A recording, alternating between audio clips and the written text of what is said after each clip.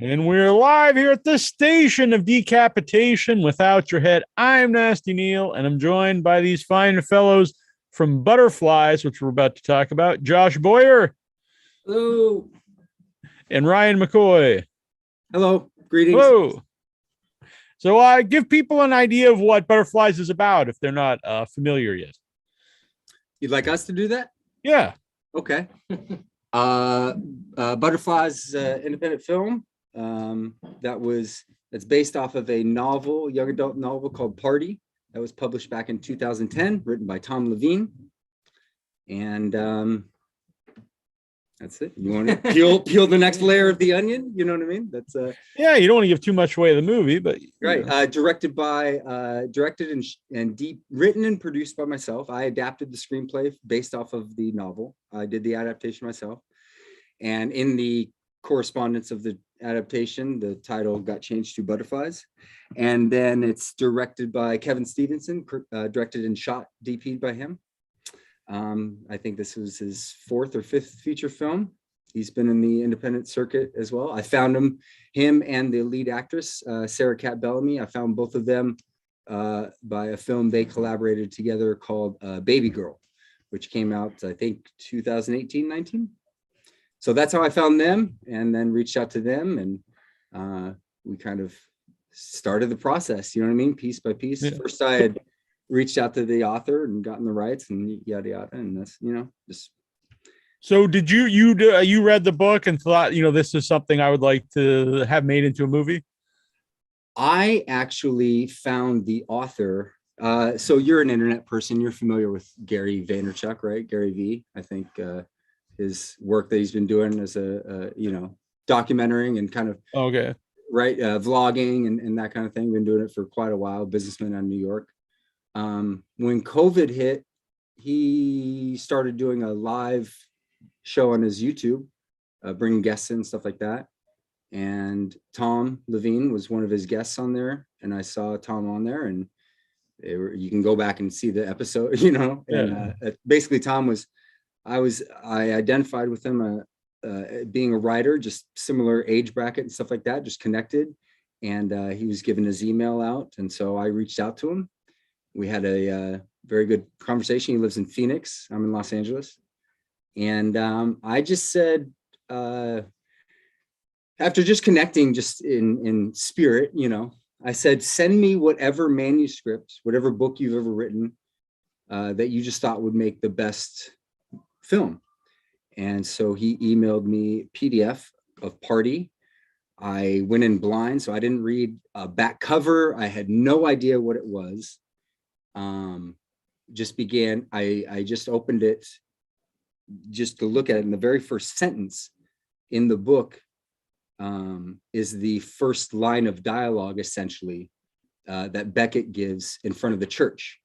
I'm the girl nobody knows until she commits suicide, and then everybody's had a class with her, right? Mm-hmm. That's the opening line of the book, okay? And it hooked me right away. We can get deeper into the reasons for that, but I read the manuscript within 24 hours. I remember it was a weekend. I got it Friday, read it, called him Saturday, said, I don't have any money right now, but I have one investor in mind. I think I can get some, you know what I mean? I think I can do the movie for, this. I mean, we're talking crazy small amount. And so he said, yeah, essentially, yeah, great. And, this whole thing, the entire process, this entire film, and anybody, I mean, we're a year away from this film being released to the public. And I promise you, what the main thing that everybody's going to hear from anybody that you ask about the film, about the entire process, is that this entire film is nothing more than a collaboration of trust, right? Amongst each other, and that everybody leaned upon anybody else at any given moment. You know what I mean? Maybe not all at the same time or whatever, but like it was a spiral in terms of how this film actively was created. You know what I mean? The process of it and the actual shooting of it and everything with it. So like, and beginning from very step one, the author, you know what I mean? Some random stranger, I have a horror background, but not a background in drama, right? trusting me to deliver the film, the investors who, finally took a chance on me, just a lot of trust going on, So you mentioned Kevin has done 4 or 5 features before. What's your background in filmmaking? Mine? Yeah. Well, maybe you've heard of it, but my biggest notch on the belt is a found footage horror film I wrote and produced maybe 11 years ago now, called Evidence.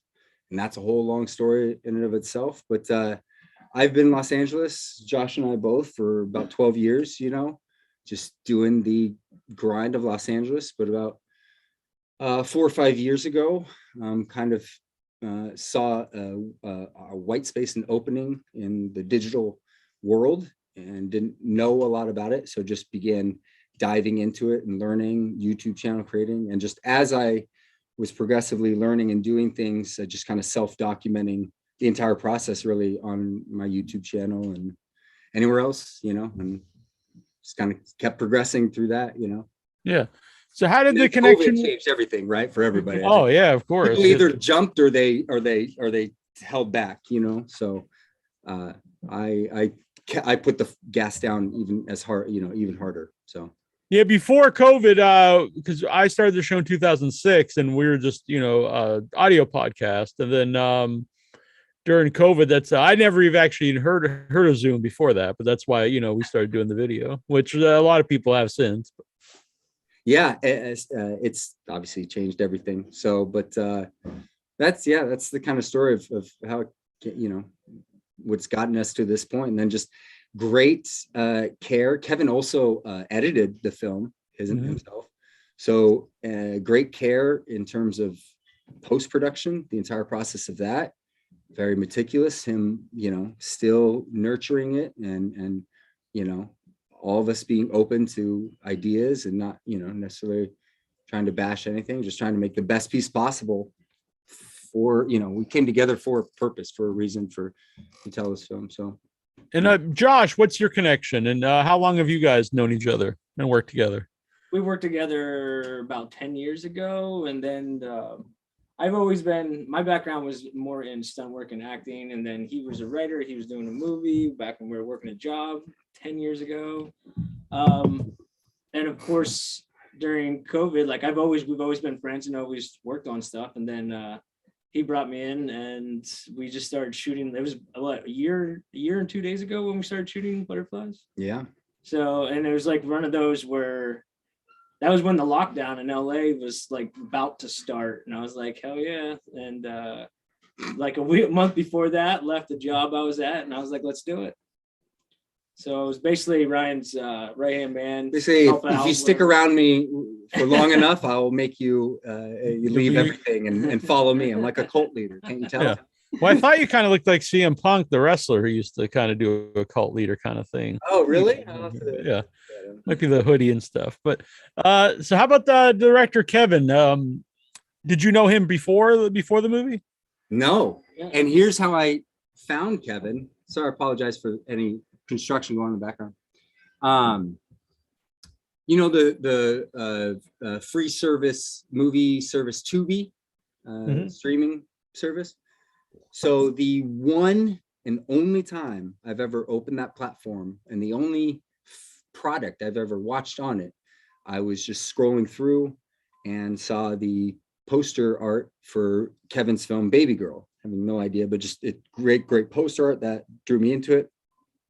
And then I've just been watching the market in terms of film ever since like the mid 90s and pay attention and watching everything. And in doing that, you pick up little cues, little things that, you find hidden gems, you know what I mean? You can see stuff that maybe the regular market can't.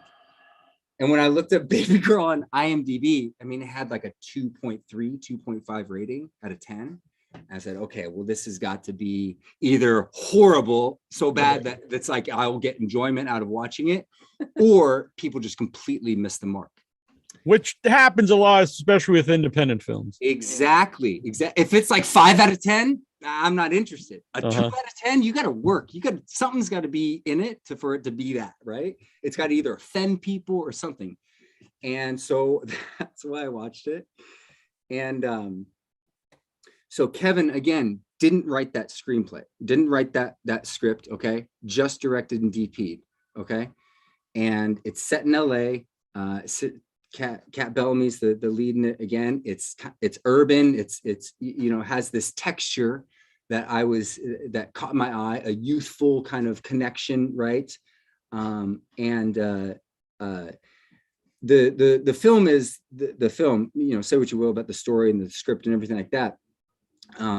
I can see why people downvoted or gave it that. But if you just focus on it from the director standpoint and the cinematography is urban. I mean, great.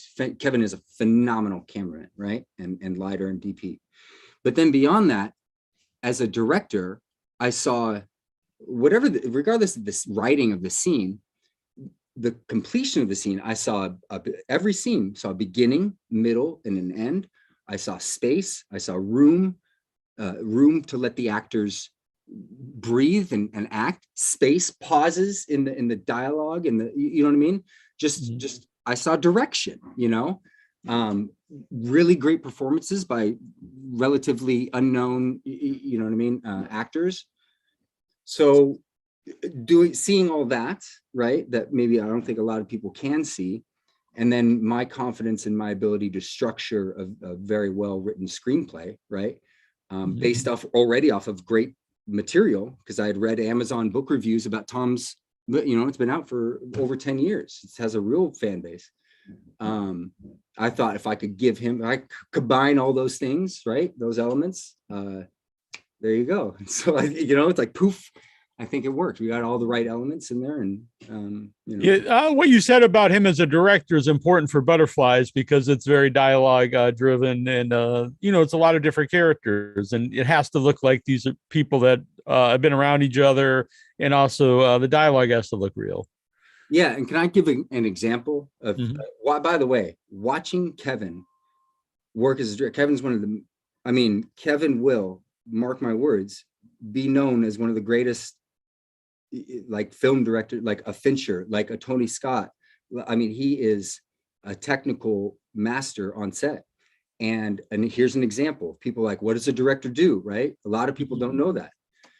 So the scene about 14 minutes in, right, with Morrigan, and she comes home and her parents are there, and the mom's baking cookies and dad's watching TV, right? And she's like, what's the fuss? Okay, on paper, I'll show you you can go and watch the table read is on my YouTube page, right? So just the script, the dialogue's there, but like whatever, the scene's there, the dialogue's there, it has its beginning, middle, and end, the bones of it are there. But then we get on set and Kevin's like, all right, ready to shoot. And he starts coming with these ideas. All right, well, what's the motivation? What do we bring in? Well, what if we start with presents? Can we get presents? So we're buying wrapping paper, bringing boxes, you know what I mean? The day, going into that night, the fractions. And then, let's get some smoke. Let's get some ambience in here. What's the reasoning behind the ambience? Well, maybe she's burning cookies. Maybe, can we get a tray? Like if you look, you can't really see cookies on the thing, but it doesn't matter. It's like all of these elements, including the actual filming. Again, go to our YouTube channel. There's a 5-minute, you'll watch 5 minutes of him directing that scene, you know what I mean, between the actors, pushing them, motivating them, letting them go, not, just mixing like a good director should, getting it in the moment. And then look at the scene now completed with all those elements in and compare it with what's on page. And you'll see that Kevin added at least a dozen, if not more, elements to that entire scene, all for the same reason, the same core element that are there to help provide and drive the narrative.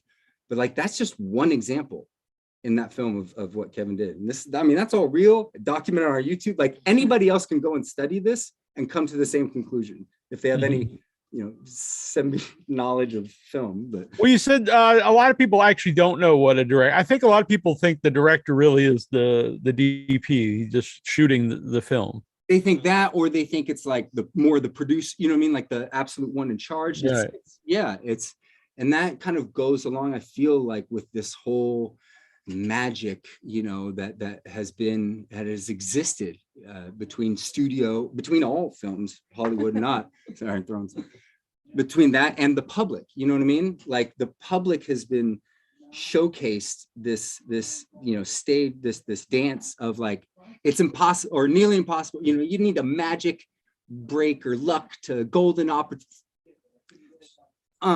Like, no, man, go and watch. It's just massively hard work, massive commitment, physical work, mental commitment, like focus, collaboration. It's the most beautiful process that exists and is literally able to like remove any like outside influences or decrees or anything like that. And a group of human beings come together for one singular thing to like try to show their feelings. Are you serious? It's beautiful, you know? So like, I just want the world to know that that's what they are, you know, and stop having their expectations so high and what they want to be delivered, right? In terms of the frosting, and then give them the knowledge of the actual work that goes into it, and not 80,000 dudes sitting in front of a computer rendering graphics. You know what I mean? The physical work of trying to tell a story through a visual medium, you know? So you said, you know, the first line in the book, and you were hooked right away. And then you said, you know, it was personal to you, which I actually had in my notes. I assume maybe there was a personal connection there. So is that something you wanted to talk about? Yeah, I'm very open with the whole story of it. I think the story elevates the film, and you can almost see how it played out, you know, documented very well. But so the opening line, right, of the book is the same as Beckett's opening line in front of the church. The very second line she says in the film is like my first line of the film, of the book, right? Because what happened a year ago, last year, at the end of last year, was I've lived a very solitary life in terms of inside my head, okay? And the last 4 or 5 years has been extremely well documented of me just trying to find answers after a single moment event that I can point back to, right? About 4.5 years ago. So, I mean, I've written books about this, podcasts, like, I mean, everything, right? I'm very, just never with the answers, just saying this happened to me and my life has completely changed since then. And I've become an active, you know, searching for knowledge. Well, at the end of last year, right, it just, I mean, again, it's been documented, it's whatever, but it was telling me, the voice inside was telling me that my completion to this existence in life was to end it all, right? And essentially go up on top of a mountain. I was going to leap off of it after throwing a knife into my gut, you know, life insurance taken out. I already worked in life insurance, so I know how to hide it. I know how it works to get that, you know, $250K, because I have a son that, you know, in my head, literally, this is what I was doing. I was saying, what story can I leave behind for my son so it doesn't fuck up his life? So it motivates him to be great, because I know how great he can be. In hindsight, that's the most ridiculous thinking ever, right? But I needed to go through that shadow, to go through that water, to go through that you know, gut-wrenching feeling and emotion and everything, with faith, with nothing else but faith in myself, right? And an openness to the universe, okay, directing me and being open to that, and overcame all that, and didn't end up, you know, following through with it, but was already in active pre-production for this film called Party, you know what I mean, that I wasn't even it wasn't even on my radar. This is going to be like my sophomore film, wasn't even kind of there, it was always in the background. And all of a sudden I personally went through this experience, and that's when I took that feeling of knowing, like, this is it, I'm done, right? Taking that feeling and interjecting it into that story, because it was already there from the first line, right? And after I had done that, that's when I was like, this is Butterflies instead. And I asked Kevin, and he was like, yeah, it's a better title. Like, I didn't come up with the title and then try to change it. You know what I mean? I just bared my soul into the screenplay, and it changed itself. It morphed into like the Butterflies, you know. And then it became fine tuning and drilling into that message and that story. And if you watch the film, I mean, I can sit next to you and show you the entire film actually all takes place inside of Beckett's head. The film is me. Each one of those characters are a different representation. I was just going to say, is Beckett the one that you'd feel connected to, or is it really all the characters? Because I would assume all of them have different, you know, traits for yourself. He basically brings all the voices in her head together into this party, to work it out, just to you know what I mean, just to go there, to go into the darkness, not necessarily looking for one answer or another, but just knowing she needs to bring it all together. She needs to go there to figure out what to do, which is to end her life or not, right? Yeah. And it's a beautiful ending. It's a very uplifting ending. It's you know what I mean? It's a positive. The message is there, is clear. And there's no real antagonist in the movie. Like, nobody's perfect in the movie, so it's not like they're all, you know, saints or anything, but there's really no villain in the movie. Well, in the book, if you read the book, you'll see all of the moments that the characters are speaking to the camera are done in voiceover in the book, right? Inside the character's head. And when Kevin and I were in it, we were originally going to do voiceover for everything. Actually, the first adaptation had all that, but we instead said, well, what if we have them speak directly to the camera, right? Well, that raises the technical level of everything, the actors, and you know what I mean, the timing and stuff like that. These are non-professional, right? Bullshit, whatever actors. But we went with it. We committed with it. And then once we noticed we were doing it, once we kind of saw in rehearsals that was happening, and I was interjecting myself, that's me speaking to the world. When those kids are speaking to the camera, when Jordy is the actor, what's his name? There's Max and Brent. Brent is the character, right? Max and Brent, right? The skateboards, they open the film. When they're sitting there after they're eating the falafels and he's eating, and Brent's looking at the camera, he's like, we dare you, we dare you. That's me, okay, saying to the world, I dare you to look into the mirror. I dare you to go where I went. Here I am, I'm showing, you know what I mean, here are my scars, I'm bearing my wounds, right? But with the knowledge and knowing and understanding that life is a cycle, okay, that there is no ending to it. It's just forging through and transmuting and right and forging and that's me.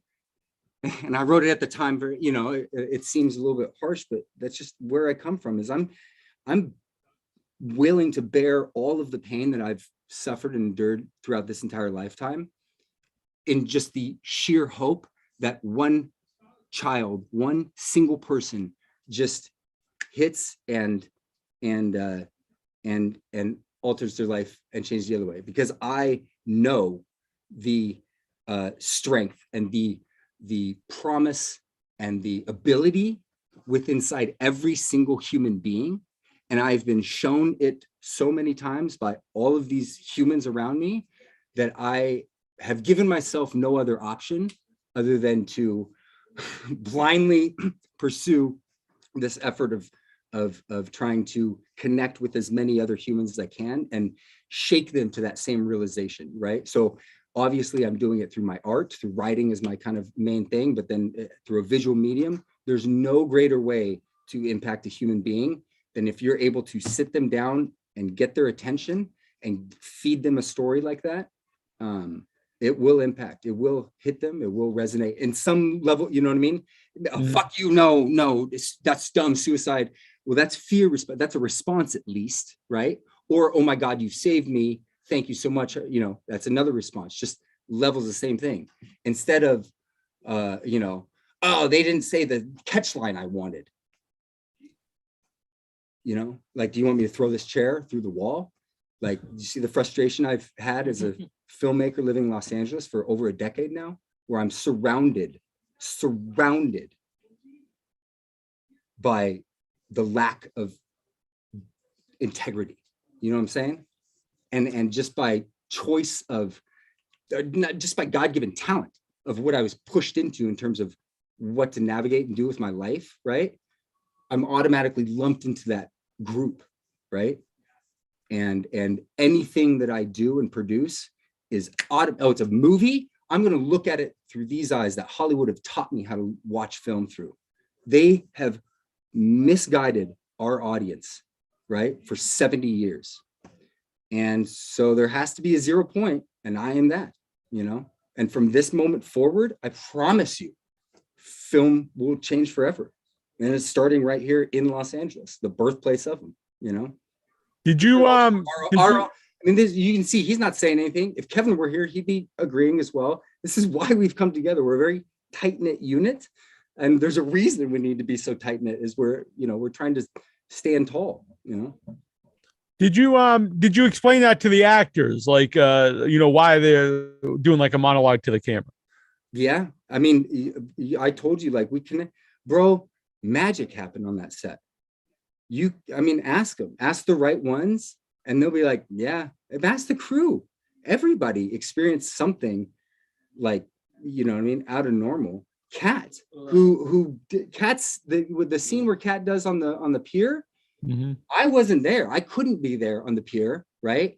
I recorded a video of myself earlier that day on my phone and gave it to her before that scene, right? That's all the inspiration she needed. It was also December last year. I mean, this is when COVID in LA was like, and we all came together and kind of had like, this was what, 2.5 weeks in December, right before lockdown, and everybody was reaching for something, you know what I mean? Last year or the year before? Last year. No, 2020, man. Yeah. So it was a hard time for everybody, mentally and physically, you know, how at that mindset. There's something new to the world where everybody was just kind of in panic mode of like, what is happening right now? And then us idiots go out and film a movie in the middle of Los Angeles, you know, like when nothing was being filmed. Yeah. Because I was in LA 2 years ago this week, actually, filming my first feature, and it's been on hold because of COVID and everything. But the last year, yeah, because my co-host is Trista, and she can't be here tonight, but she's an actress in LA, and I know last year was really rough for her, you know, as a full-time actress.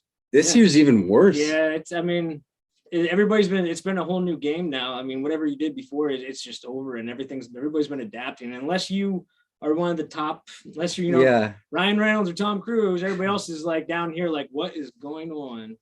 I mean, with the new restrictions and everything, like that's what a lot of my independent filmmaker friends, you know, say. The restrictions, like if you're a big budget movie, you can afford to have, you know, all these things on set, but if you have a small budget, it's just testing kits impossible. Like I haven't, but yeah. They come in boxes like this, right? 250, 300 of them or something. Each one of them costs $100 and something, right? And you know what I mean? And we know, right? Their set PAs are working, Universal Paramount, you know what I mean?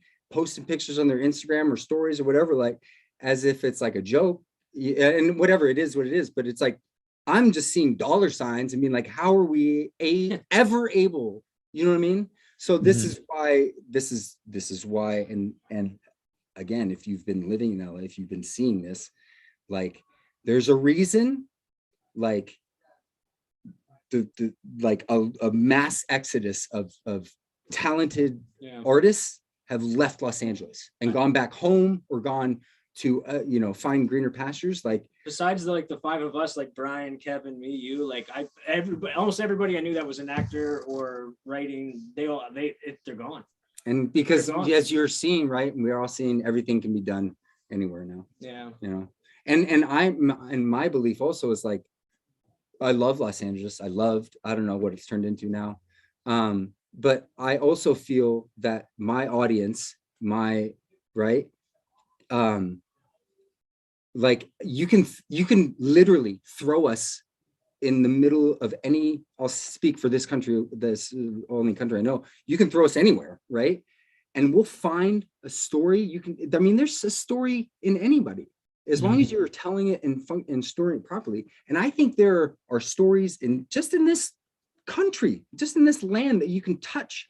I think there are so many stories, hidden stories that if I mean, have you ever met a person and they just happen to like tell their story and you're like, I can't believe that you exist or you did whatever, you know? So many people have so many of the stories. I want to find those, you know what I mean? I want to dig through those. And I'm so non-binary or absolutely binary when it comes to translating the material into a screenplay format, you know. It was just ironic too, because Tom's book party, the day he contacted him was the day his 10-year, he just got the book back. It was like, yeah, shortly. Oh, really? It was literally like within a couple of days of that, his 10-year contract ending. We were like, so it was very convenient on the timing. Yeah.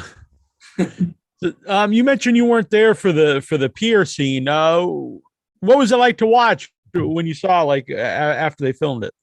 I mean, not very good. No, it was difficult. It came to get. We had to go through a couple passes of the edit of the scene. Kevin did. Yeah, there's a lot to capture the emotion of it. Right, Kat completely delivered. We just had some difficulty in terms of just lighting, and I mean, it was 300 feet out, you know what I mean, pier out there. I was freezing cold too. Freezing cold, yeah. So like the scene as a whole turns out perfect. And we also had the scene, the original assembly edit, and in the script also, it wasn't that rich. That was Kevin adding a lot of that. And in the original edit and in the script, that scene happens before the 20-minute mark. So then in the edit, we put it, you know, later in the film, it worked for. There was just, again, a lot of work, you know, nurturing to it. But I was there on set. I just didn't go to the pier when she was going. I think I paid everybody for that day. You mentioned rehearsals, and something I, took down in my notes is everyone seems like, which is important when you have like an ensemble cast, that everyone looks like, that they know each other and they're comfortable with each other. Was that part of the rehearsals, just to get everyone like, they seem like they're friends? For sure that it was a lot of reasons. The boys meshed really well, really fast. Yeah, I think it was a lot of reasons. I think for that, because there was a big concern was the five boys, right, as we call them, because they're all always together, essentially, kind of, right? And to like hit that high school boy, I mean, that's a very, that's a very like, people have lived that, you know what I mean? They can spot if it's fake pretty easily, pretty quickly. So that was a concern. So it's bringing them together for that. But also, here's another, I'm telling you, this is all praise to Kevin. Every single person that's cast or who the character they play was not who they auditioned for. Yeah. So really? Think about that. There's some Kevin literally, and I wasn't even here. I didn't care. I was like, cast whoever you want, bro. I don't care. I'm good. Kevin literally rearranged the entire casting of everybody in the film. I think that's how well he knew or just understood the characters and then was able to see how, where, who would. I think his ability to envision long term for the film. You know what I mean? Because I was thinking, oh, they look great for this scene, but he had a whole character arc for everybody. And like you said, when the lady brought him in the audition and stuff, he literally was moving them. Oh no, you're not playing him, you're playing him. And then we're like, oh wow. We were playing I was playing checkers and he was playing chess, basically. Like I learned a lot just watching him. You said, you're a year away from the movie, people seeing it. So what are the plans for Butterflies? We're going to hit festivals next year, continue with talking about it. And I say next year, which is really a month from now. So that's, is that how about in a month year? Or is it, we want to release it probably, as close to the fourth quarter next year, because Christmas theme and just tying with that. Right.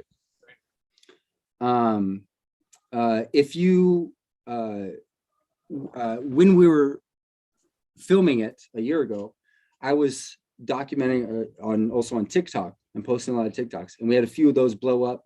And the hashtag we created for the film has like is at millions of views now.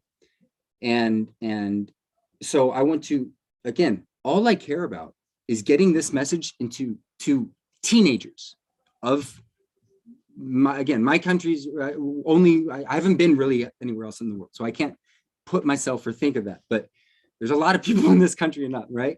Teenagers, I don't care about parents. I don't care about anybody. I only care about teenagers watching this film.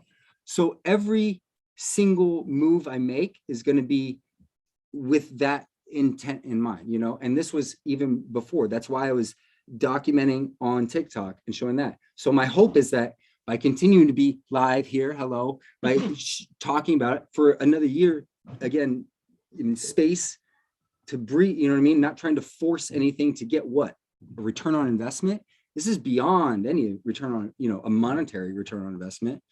So like, just continue to try to reach them so that, I mean, I know that they will see the truth in this. You know what I'm saying? I know they will feel that it was made for them. At least I'm really, really hoping that they feel that connection. Have you had experiences before with festivals? Like, have you had films in festivals? The horror film I did some festivals all over. And then in terms of being present at, yes, I've been at quite a few festivals, Sundance a few times, and yeah, but we just submitted to Phoenix next one, which is Tom's hometown. Oh, that's good. Hopefully, yeah. Author, so that would be great. And yeah, that's our plan for that. And we already have distribution offers kind of coming in, and so again, navigating those waters with this, again, no more perfect. Who's gonna? Oh, you're gonna reach the target demo? Do you even know the target? You know what I mean? Like that kind of stuff. Right. So negotiating that kind of stuff. But just in these early talks, everybody feels that you know, a later release for next year is better because of the Christmas. I mean, we jumped in on the Christmas thing. Yeah, that was all. No, that works. It was weird because when you got the Christmas music that plays, you know, in the score. And you think of it as Christmas music, but it really adds a lot of tension. The name drop real quick. That music was done by Nicola Enatucci, and she is my musical muse. She is one of the most baddest bitches in the world. And when it comes to musical composing, and she and I have done a few pieces together, and she created that entire piece on herself with only very simple direction by me. It was, I just gave her the song. I don't even think I know her music. So she's called Resin. If you look her up on Spotify or SoundCloud, she is incredible. I literally just told her the themes, right? Like suicide, Christmas, and Carol of the Bells or whatever, you know what I mean? And gave her a rough time length. I mean, she cut the music, the original teaser trailer, and then we cut the footage to it. I mean, and then we used it throughout the film. So anyway, I just want to give a shout out to her. She's phenomenal. I never thought of that particular music, like having that feeling, but it does. It's kind of an uneasy feeling. To my head, bro. Like things are building up, like, you know, everything's gonna what's gonna happen here. So, yeah. And the trailer actually is great with the same song. Yeah. Let's say music. So did you know any of the cast beforehand? Yeah, well, Kevin knew Kat. That they've worked together, counting, but 4 times now. That was their third, I think. And then a couple of them we had met before, like during the summer of last year. And then Savannah, Mike. Again, if you go to my YouTube channel, you can see that little angel when she was 15. She was in a short film that I directed and we produced together like 6 years ago or something. Yeah, I guess it would be. She has brunette hair. Yeah, so I'd known her for a while, and I hadn't even looked at her. I didn't know she had dyed her hair blonde. I was thinking about her for maybe a different role or something like that, but just kind of look. That's a large cast to fill. That's a lot of kids. and she is youthful, or just age-wise, you know. So like I was going to that, and I opened up her IMDb. There she is, blonde, and I was on the phone with Tom, the author, and we both looked her up at the same time, and he was like, "She's perfect for Ashley," and I was like, "She's perfect for Ashley." So again, has Tom seen the finished movie? yes, and he very much approves. He thinks it's very cool. He's doing some really cool stuff, really cool stuff with his novel, because he's kind of relaunched it since he reacquired the rights. You know, I don't know if he republished it on his own or whatever, but he's got like comic books now. He's doing like, he's wanting to expand on these characters and kind of capitalize on that. I mean, we looked in the same kind of demo. You remember being a teenager in the 90s? Like, it was fun. You know what I'm saying? Yeah. So like, I graduated in 94. So yeah. Yeah. Okay. Yeah. So like, you know, capture that kind of essence, or at least show that to the youth today. I think, you know what I mean? Like, where are they seeing that? Like, they're being told it from their parents, you know what I mean? Right. But, you know. Yeah. And a lot of the stuff that does do the nostalgia, it's just like, hey, here's a Rubik's Cube, and here's like stuff, but it's not necessarily really the feeling of that time. Again, and you don't really see a lot of 90s. It's mostly 80s nostalgia. Yeah, it's all the frosting of those days, you know, not the real essence of it, the feeling of what it was. So yeah. It's just nonstop, the music and just like things, and Zubaz pants or something, but not the actual how you actually felt it during the time. It was a very specific time. Are you actually from LA, or did you move to LA? No, I'm actually, speaking of the 90s, I'm from Everett, Washington, just north of Seattle. And so, you know. Oh, well, during the 90s, there was some music that came out of that area.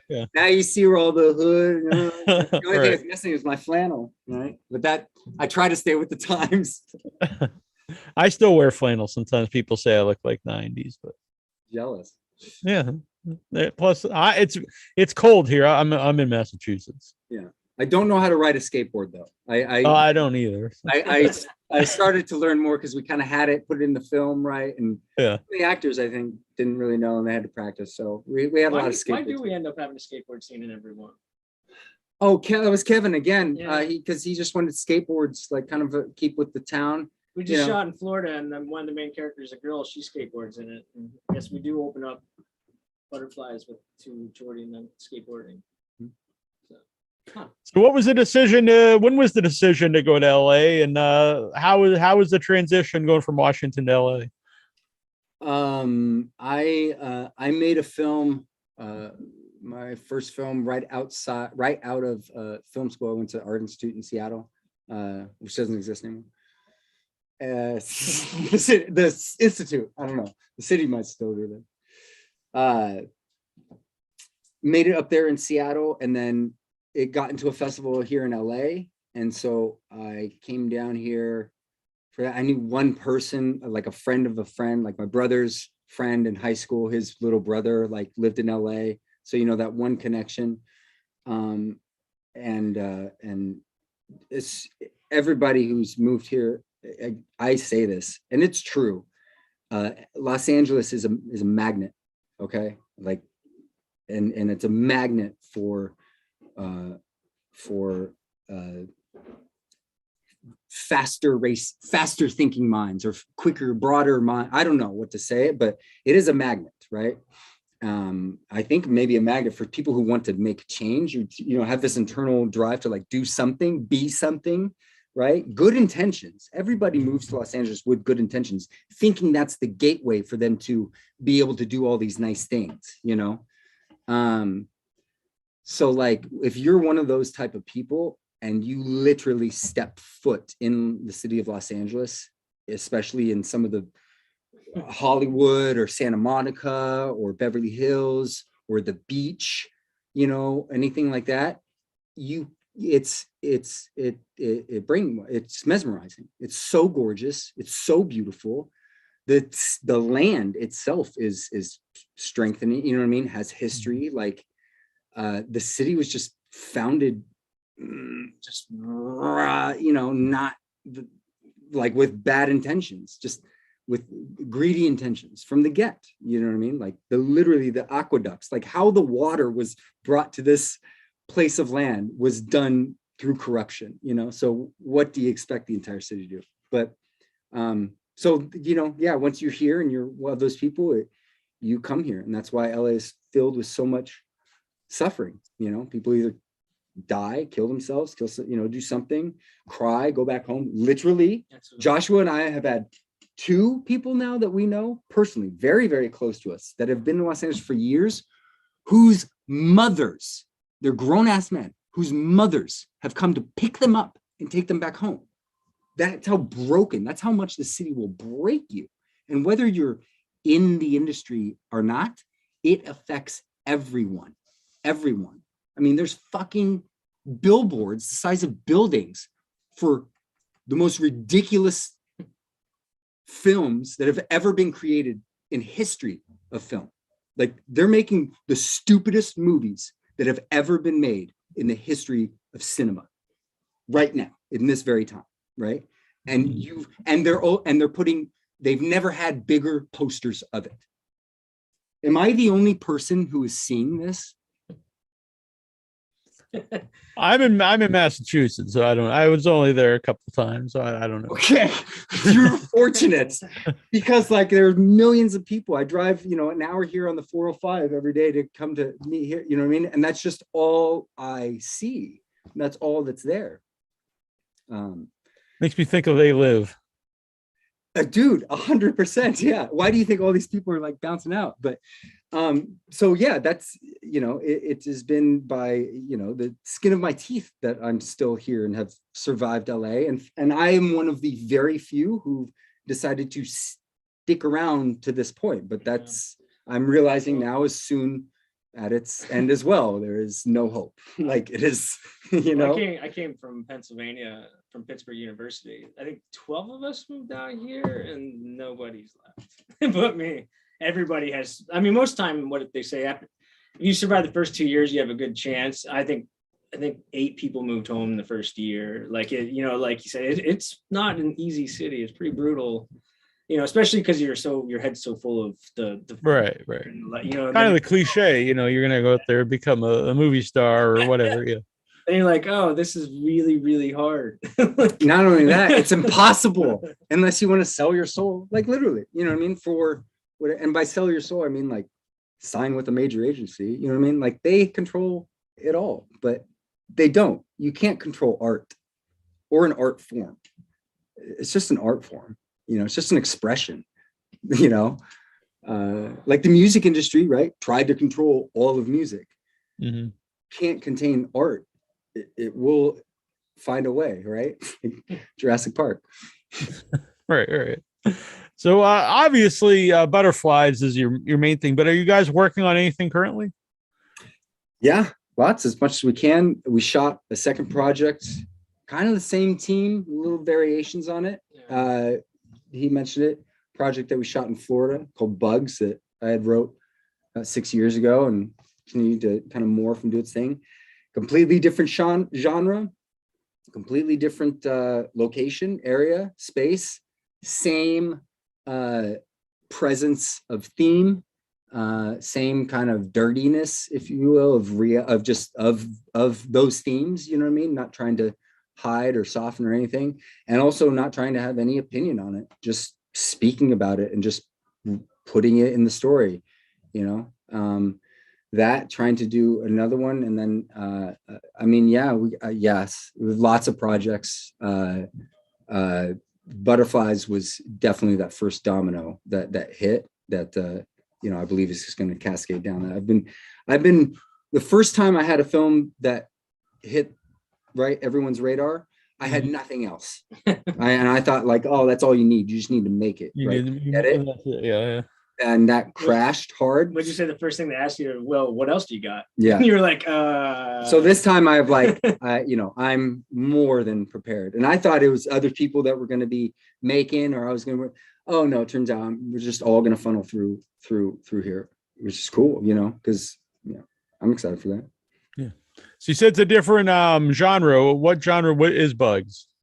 Horror again, but like more of like authentic real horror in terms of like a Hitchcock or Kubrick or things of that. I mean, it's inspired by The Birds, and we had an animal wrangler, Jules. He's amazing. Works on all major sets. We had so real bug, right? We're not CG anything. Yeah. Right. You know what I mean? Snakes, actual giant bugs, cool, that are there, always present. Really weird. You said I have a couple of flies flying, and it's I don't know why there's flies in the middle of winter here in Massachusetts. Yeah, again, but that is that project that project is in like a homeostasis period right now, because when we got back, we shot in Florida, South Florida, Miami, and the Keys, and the Everglades. Like we shot all over Florida, right? Downtown, everywhere. And when we got back and we started putting it together, we really loved everything that we had. And because I've had this story for so long, it's gone through several iterations. First, it took place in Los Angeles and it was here, and then it was on a boat, and then Florida parts, you know what I mean? There's so much story that still revolve around the same thing that I don't know, there might be a chance if we can, if somebody finds, if we find the right inspiration or mode to move it that way, there might be an opportunity to expand what we shot into more material, you know what I mean? Whether that be more films or, we've never done a series. I don't aim for series or TV really ever, but like there's still a way, I think, to connect that message and get it across. If you keep it limited, short, contained, you're not trying to repeat seasons, you know what I mean? Mm-hmm. Like you just need a little bit more time to fully tell your whole story. I get that, so that's kind of where that, like an 8-hour story as opposed to right. Yeah, exactly. Yeah. Something like that, and on a practical level, I've been told a few times by independent filmmakers that the streaming sites like series because it's more content for their platform. I mean, it makes sense.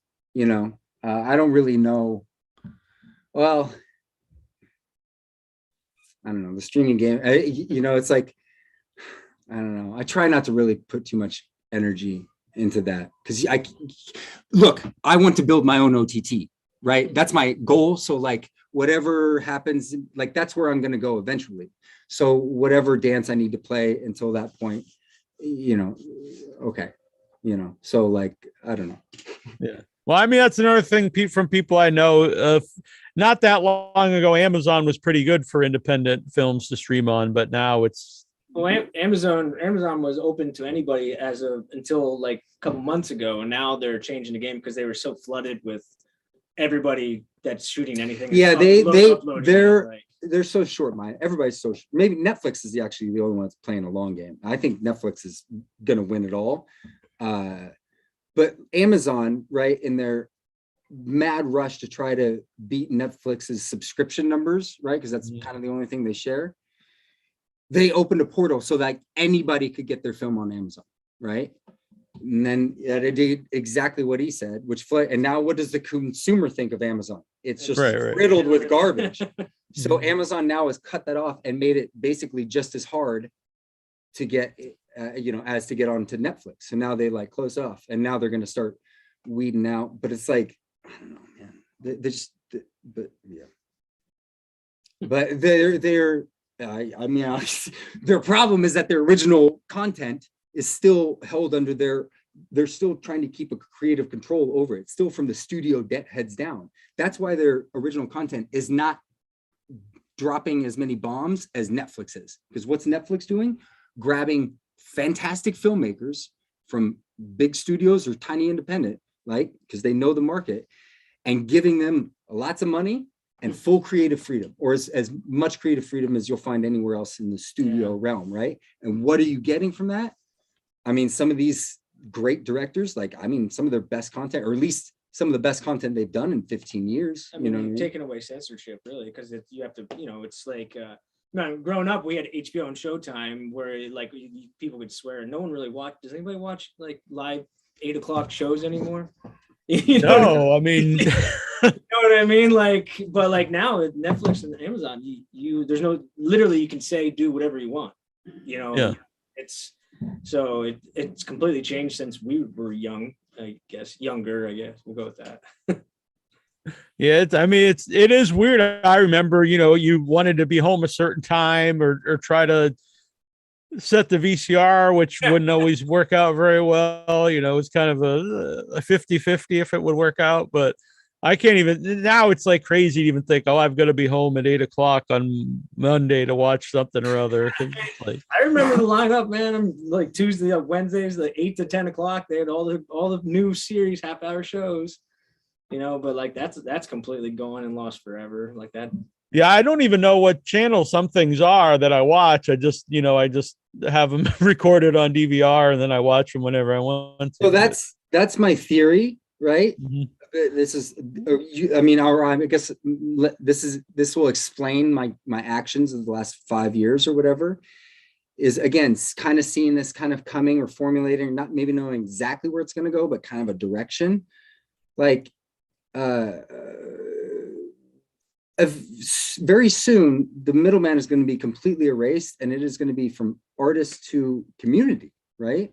Mm-hmm. And whether that community is 100 people or 1,000 people or 100,000 people or 1,000,000 people, it's not going to make any difference to every member of that community or to the one member whose community it is, because to them it's always going to be the biggest community that they've ever had, and to the community they're always going to love the creator because they're the ones that deciding to follow him. They're not being told you have to look at this guy or follow this celebrity or do what he said, right?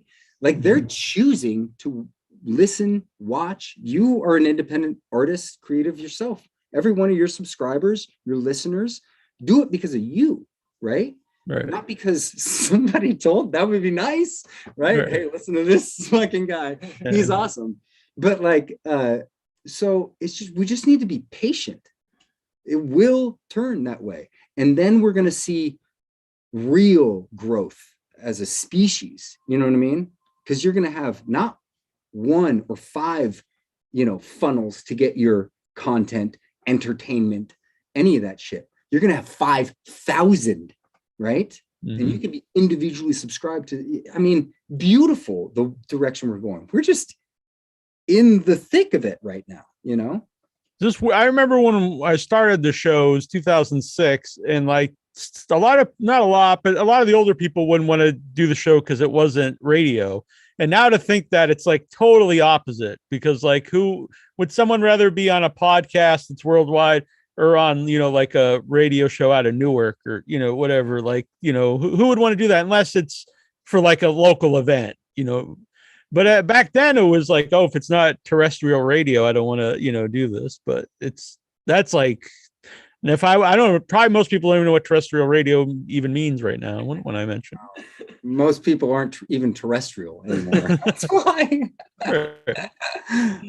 But and you were talking about TikTok, and I know people always tell me to get on TikTok, and I always think it's the crate challenge and cats and stuff, but you're talking about putting up all kinds of content. I have been on that platform since it was Musically, right? Years I've been on there, and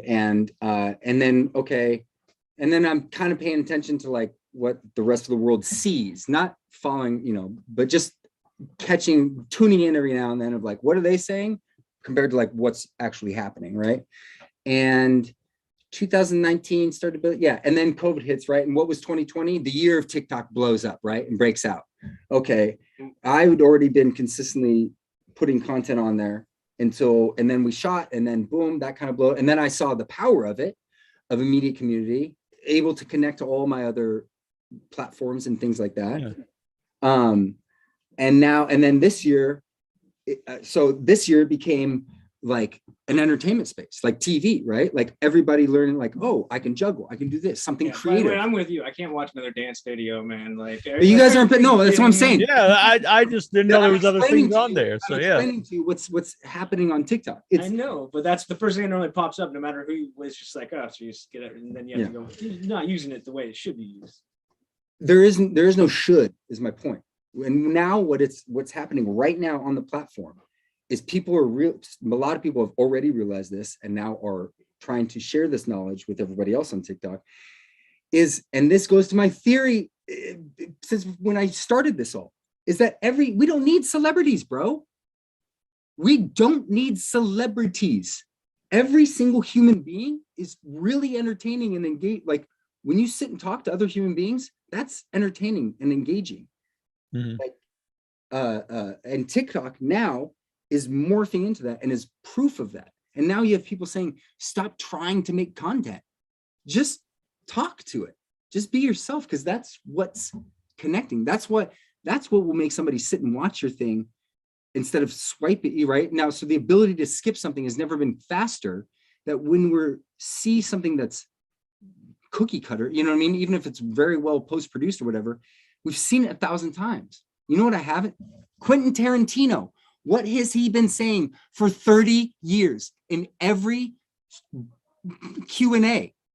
I want to see your story, your film, the story this is what he's talking about. No two human beings can tell the same story. It's impossible when it comes from inside out, from their truth. So that's the, like, trust me, next year, TikTok's going to look completely different.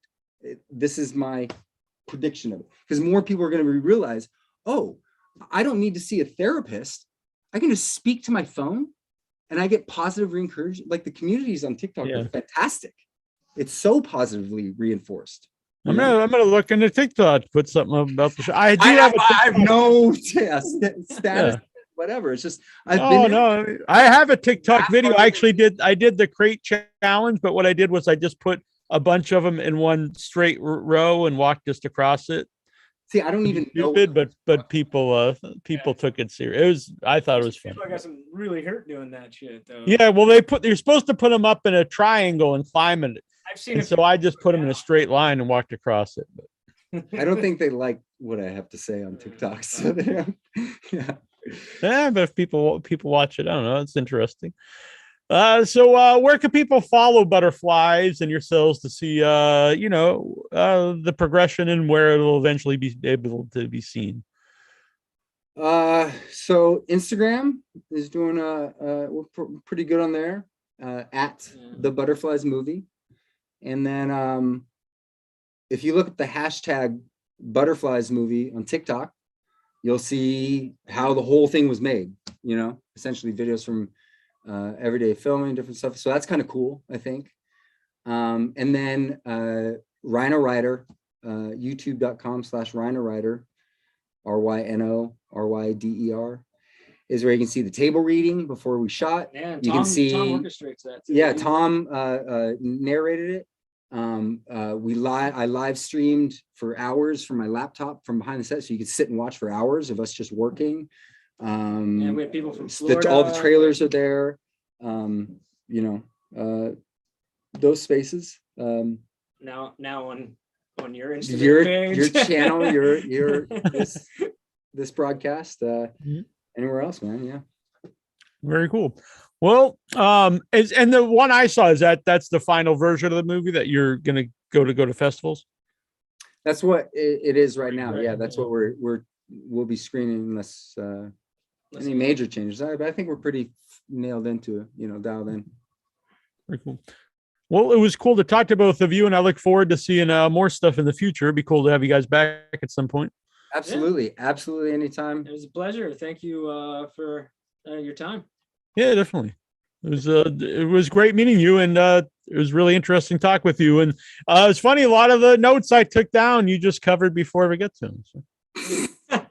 It's my special ability. Read your mind. Yeah, what was your opinion of the movie? Yeah, give us a quick 30 seconds. Oh no, I liked the movie because it's dialogue driven, which I like, and I also liked that it was uplifting. I assumed it was going to be not that I'm against the movie that isn't, a movie doesn't have to be uplifting to be good, but I like that it was, because you didn't expect it to be. And I also like that everyone was likable. Even some of the people who don't necessarily do likable things, everyone's, relatively likable. And I just thought it was, and it kept me, watching it to see how everything turned out. It happens. See, Yeah. that's Good. great. Appreciate that, man. Yeah. Really do. Yeah. And it does feel, even though it's weird because I said it feels realistic, but then you also have people talking right to the camera, which maybe isn't actually realistic. But Bro, what is real anymore? Hello, I don't even know if you exist. We're not even the same thing. What's happening? Everybody we talk to, the fourth wall break has come up pretty, and some people love it, and other people, are just like, I can't get past it, or. No, I think it works because you have it right away. That part almost it feels like it could be a play. I think. That's exactly what we thought exists. That's why like I said, when we decided to make that decision artistically, we knew it was like, hey, it's going to technically elevate it. You know what I mean? Like now they got to hit marks specific. You know what I mean? Like, dude, that one shot outside after the bedroom thing, and Ryan gets punched, and Ryan comes running out onto the street as a car chase off, and the camera moves as he runs and catches him in the middle of the street, and then he turns around and delivers a line to the camera, and we pull focus on that. A bunch of independent slucks, like guerrilla filmmaking and in a lockdown, right? Pull off this like beautiful, like sweeping, moving, like cinematic shot piece, and pinpoint focus, like it's pretty cool. We did it. I dug it too. All right, very good. It was very good to talk with you guys, and we'll do it again. Have a great day. Take care. Bye.